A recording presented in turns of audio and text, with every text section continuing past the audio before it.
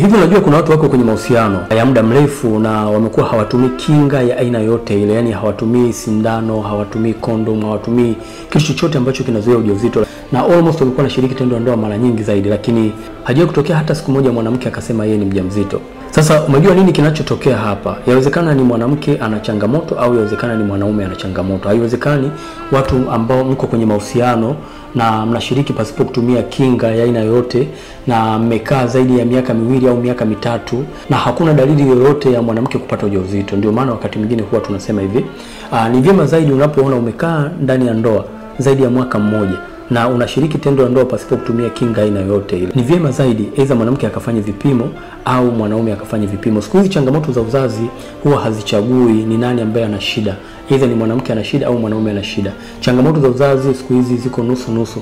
Mwanaume anaweza kana na changamoto na mwanamke anaweza kana changamoto. Sasa hizi changamoto utajuaje ni nani ana changamoto?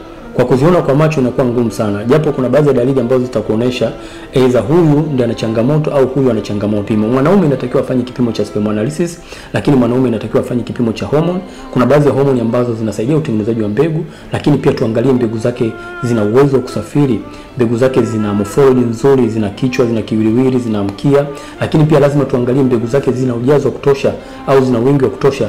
Lakini pia kwa mwanamke tunaweza tukaangalia mwanamke huyu anakuwa mkavu, mwanamke huyu anapata hamu ya tendo la ndoa, issue ya hedhi yake ikoje, anapata hedhi kwa wakati, na je anatoka uchafu wowote, kuna maumivu anayopata. Kuna vitu vingi ambavyo tunaweza tukaviangalia kwa mwanamke, lakini kubwa zaidi ni vyema zaidi akafanya zile fertility hormone, ambapo hapa tunazungumzia hormone za mayai ambazo ni FSH, LH, tunazungumzia hormone ya prolactin, hormone ya maziwa, lakini tunazungumzia hormone ya progesterone, tunazungumzia hormone ya estrogen na hormone zingine nyingi ambazo ni supportive katika kumfanya mwanamke aweze kupata ujauzito. Ukiona uko kwenye mahusiano zaidi ya miaka 2 na mnashiriki tendo la ndoa pasipo kutumia kinga ya aina yote ile, ni vyema mkae mjitathmini.